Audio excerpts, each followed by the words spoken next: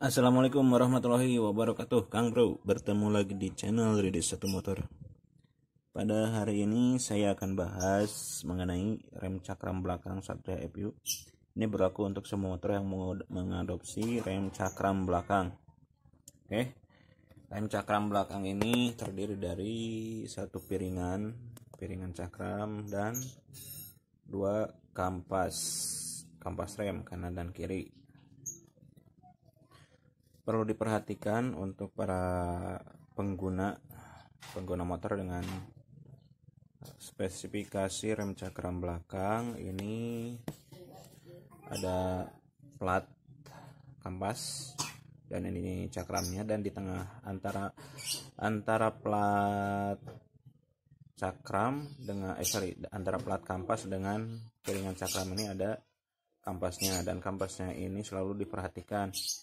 Kalau misalkan sudah tipis kayak gini, ini sekitar 2 milian, ini wajib ganti kampas belakangnya ya. Jangan nunggu sampai habis tinggal besinya doang, nanti malah merusak piringan dan juga bisa membahayakan, bisa remnya blong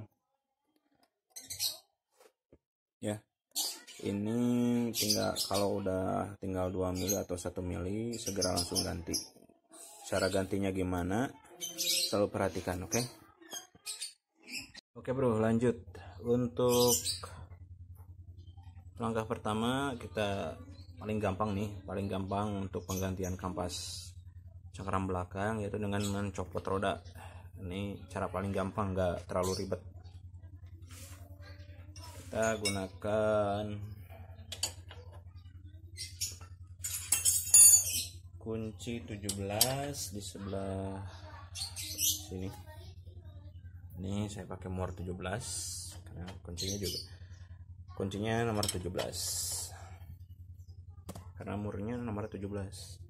Terus kita tahan sebelah sini pakai kunci nomor 14.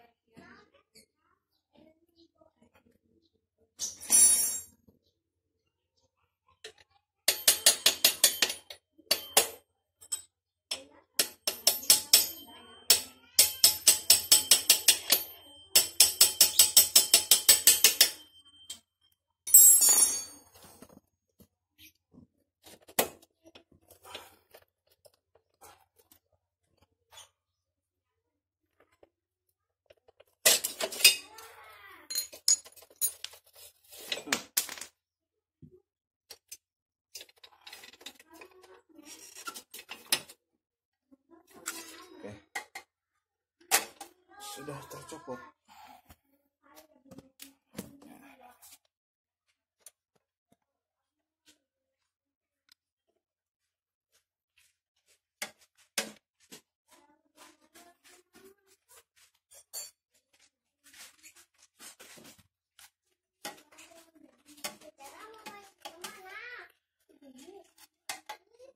Oke bro, ini selanjutnya kita buka baut penguncinya. Ini menggunakan baut L nomor berapa ini? Nomor 5.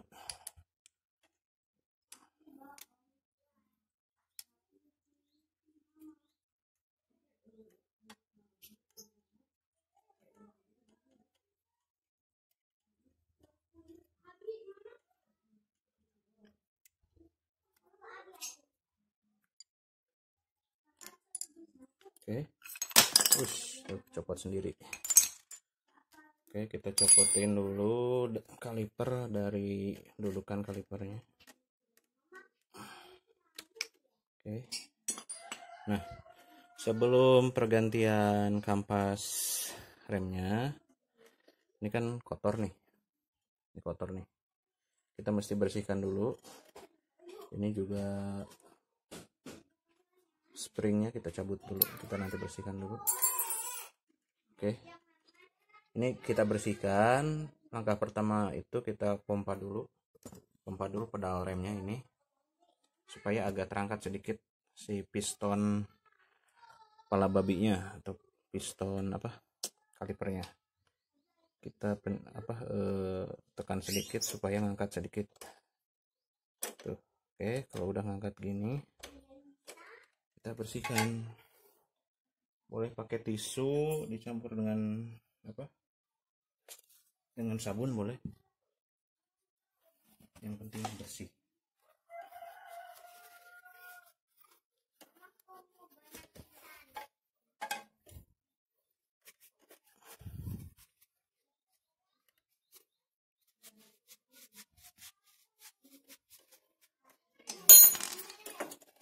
Kita bersihkan supaya debu-debunya tidak terjebak nanti ketika pas pemasangan.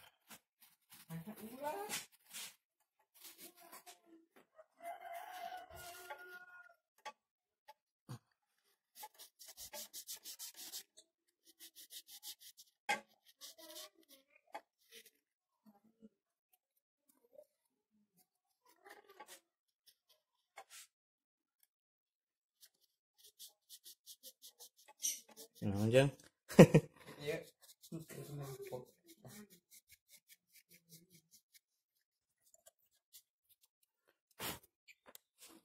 Oke bro, ini sudah bersih. Terus ada kerak-kerak dikit.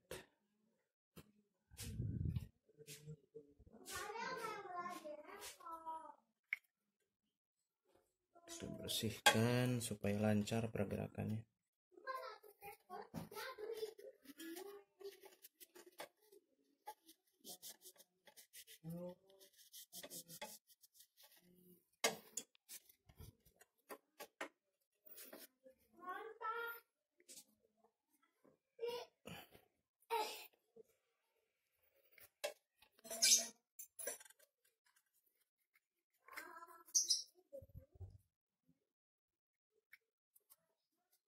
Oke, sudah bersih. Nah,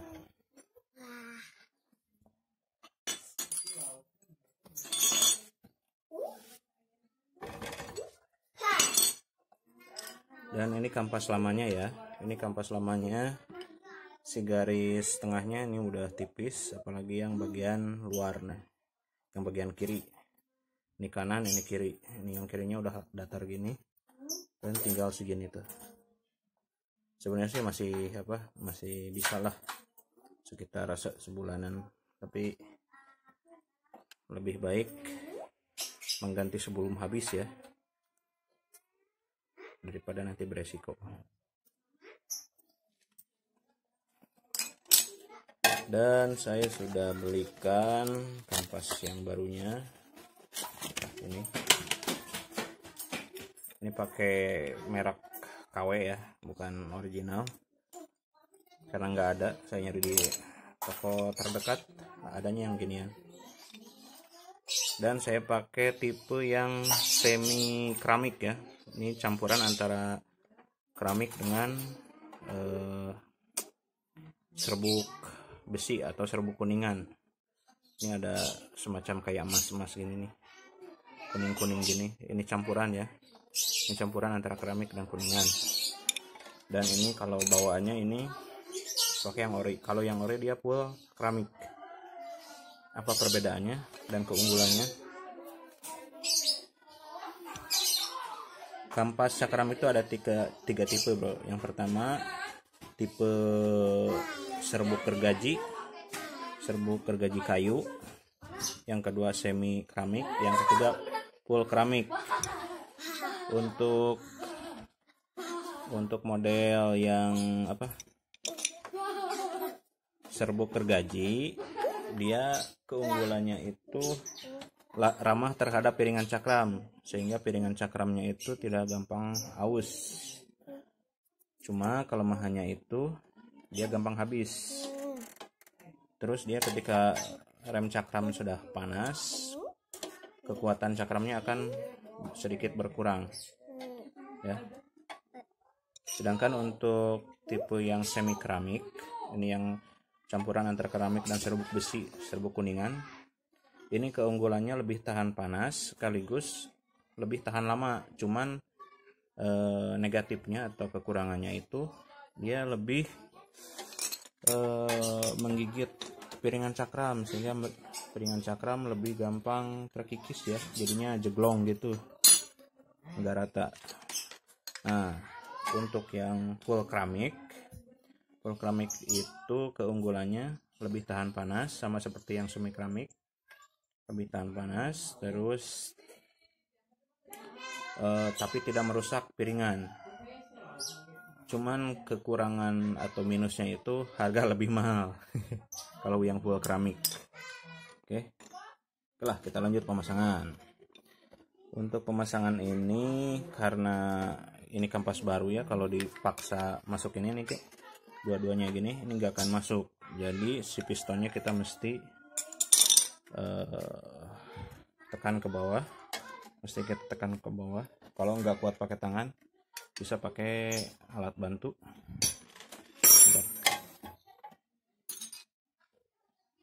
Oke, kayak gini, tekan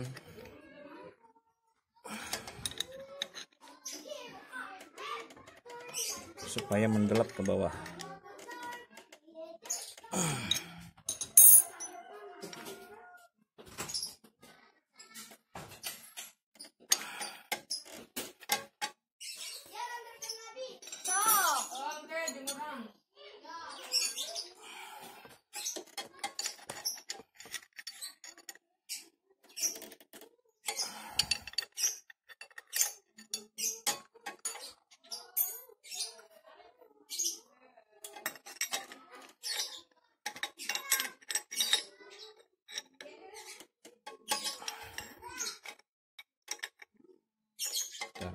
Susah ini.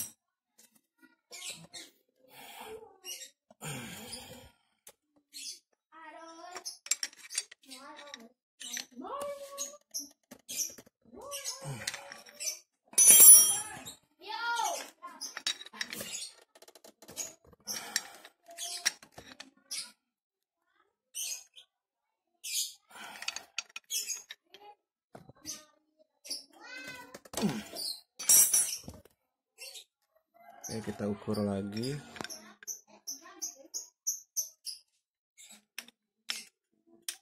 Oke, ini sudah cukup ya. Ini sudah cukup buat masuk cakramnya.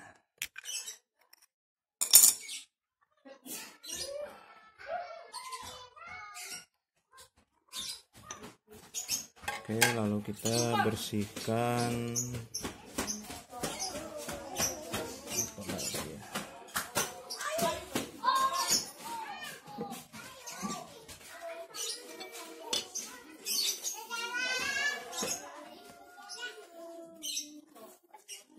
Kita bersihkan juga springnya ini.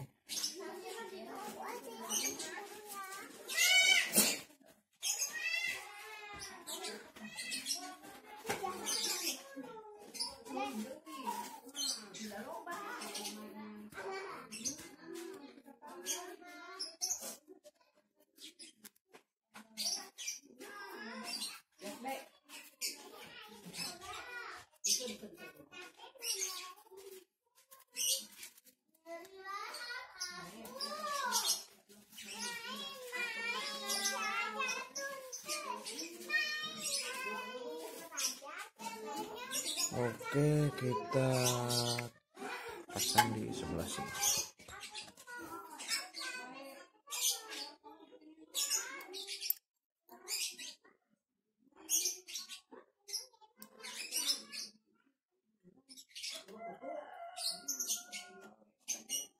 Ini kayak gini udah.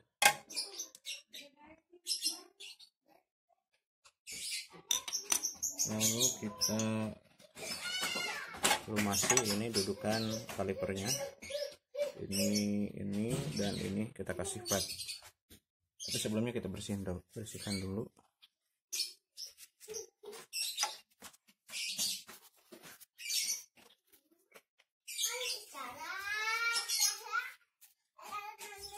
Kalau nggak dikasih pet nantinya seret dan berkarat. Kalau udah berkarat susah ngunci ya. Jadi ngunci, jadi nggak bisa bergerak sehingga remblong.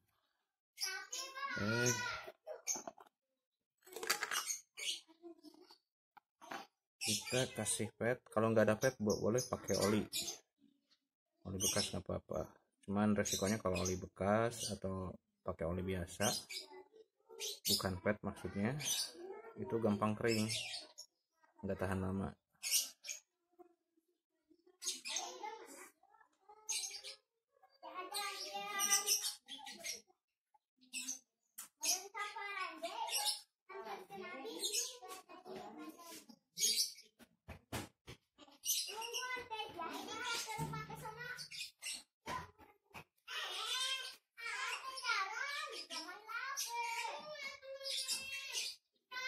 Oke, kita masukkan ini yang gede, ini yang kecil. Yang gede masuk lubang yang gede, yang kecil masuk lubang yang kecil, kayak gini.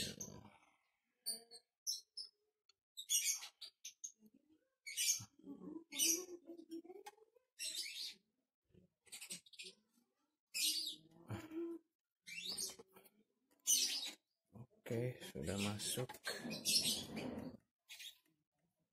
Kita masukkan juga kanvas cakramnya. Oke. Kita masukkan dulu bagian dalam. Yang bagian dalam ini bagian dalam, ini bagian luar. Maksudnya ini yang kanan, ini yang kiri.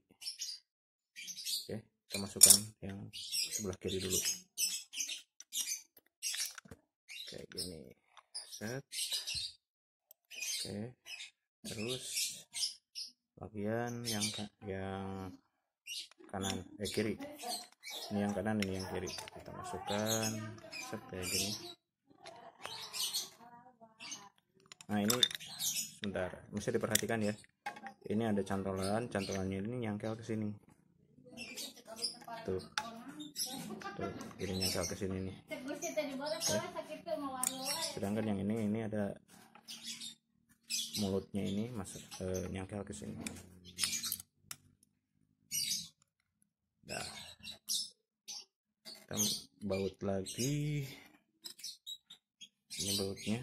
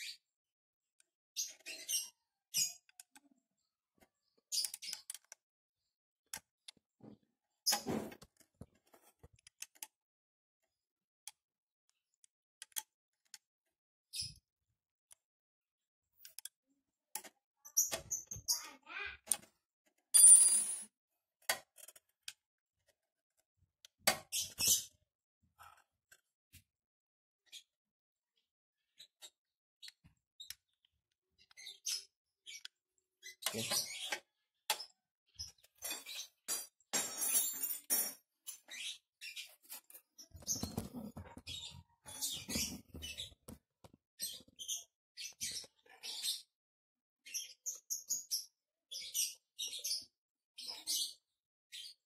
Oke, kita pasang lagi. Bentar, ini bosnya jatuh.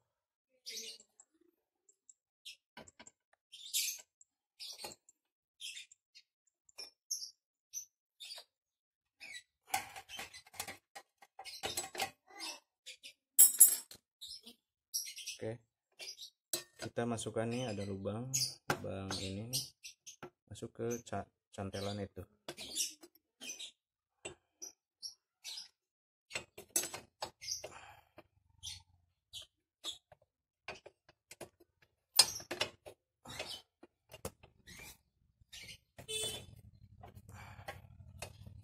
Oke.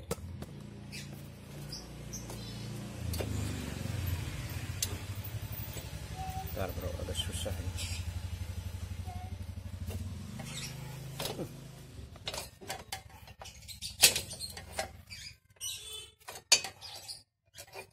Kita mesti buka dulu buat cakramnya biar masuk sedikit.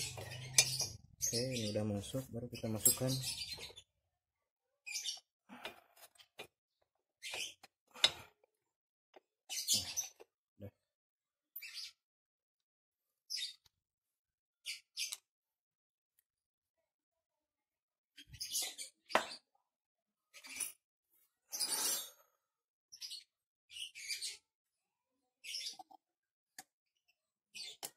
Mana tadi bosnya?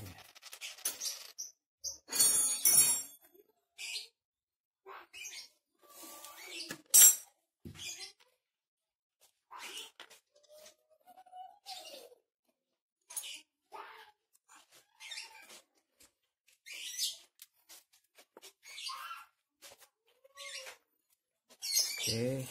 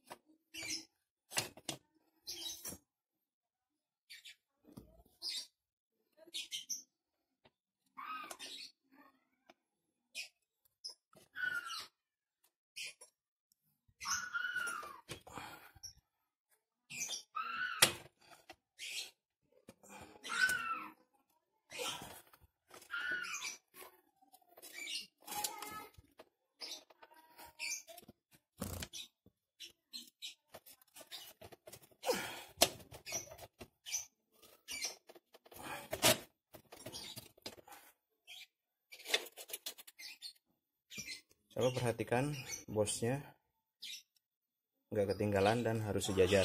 Yang sebelah kiri juga ya, jangan lupa dipasang bosnya.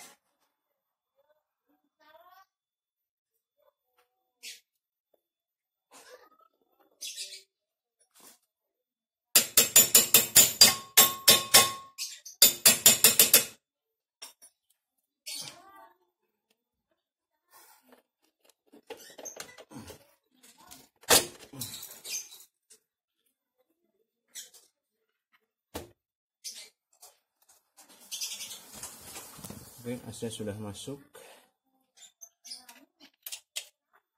Kita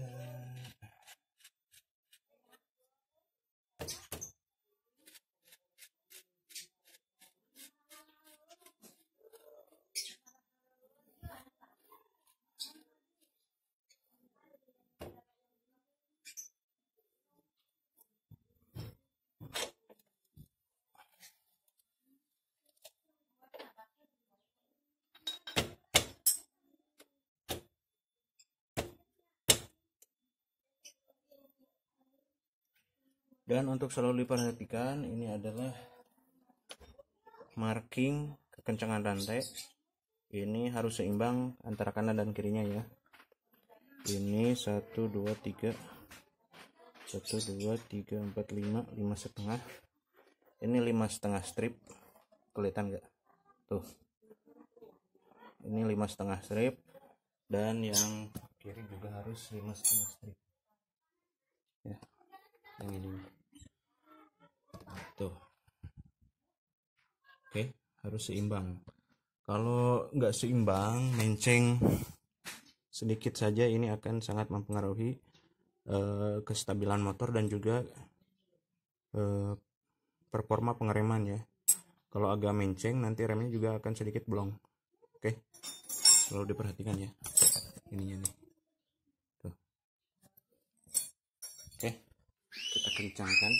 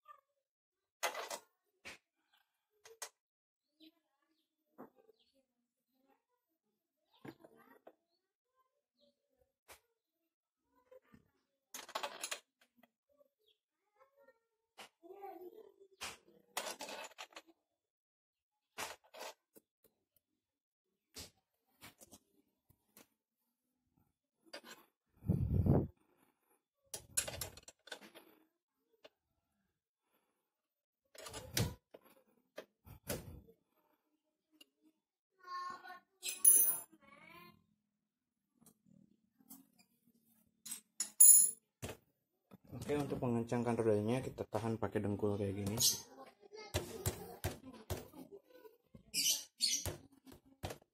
Kita tahan, kita dorong sedikit ke depan sambil kita kencangkan.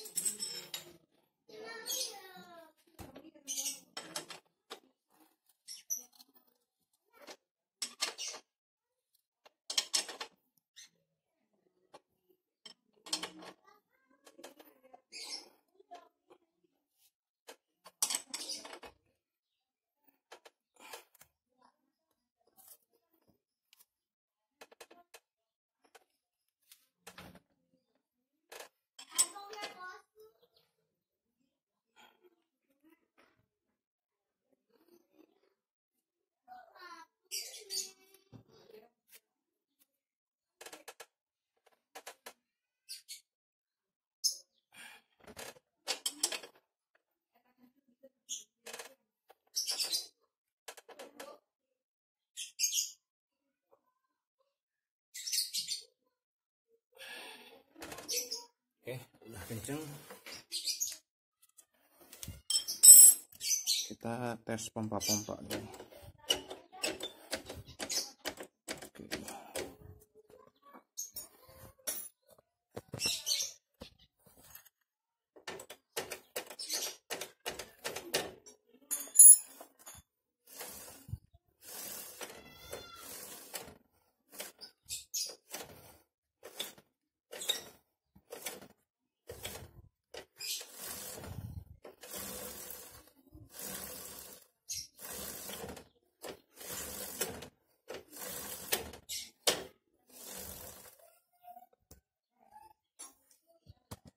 Oke bro, sudah pemasangannya. Dan info penting ya, info penting, apa saja sih yang mempengaruhi rem itu pakem atau blong. Yang pertama ya jenis piringan.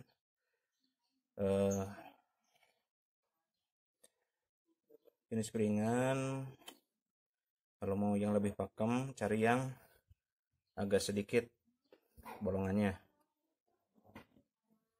tapi cuma nanti gampang panas sih.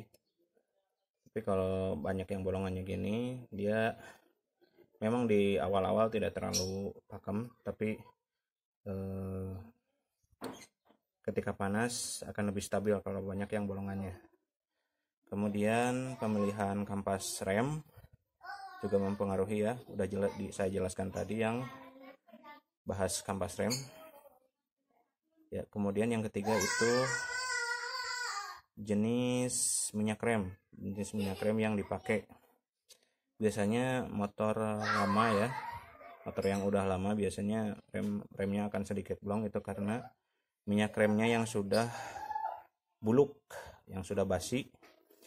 Biasakan setiap 5 tahun sekali dikuras ya, dikuras, karena kalau udah lama gitu biasanya sudah terkontaminasi dengan air. Kalau udah terkontaminasi air, nanti titik didih daripada minyak rem akan menurun ya. Kalau titik didihnya menurun, dia nanti akan gampang panas sehingga pengereman tidak maksimal. Oke. Dan yang ketiga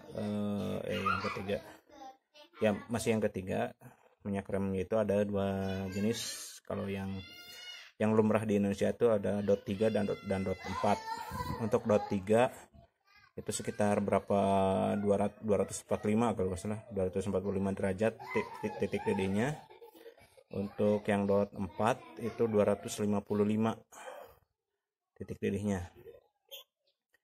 Apa keistimewaan atau perbedaan dari DOT 3 dan DOT 4 itu?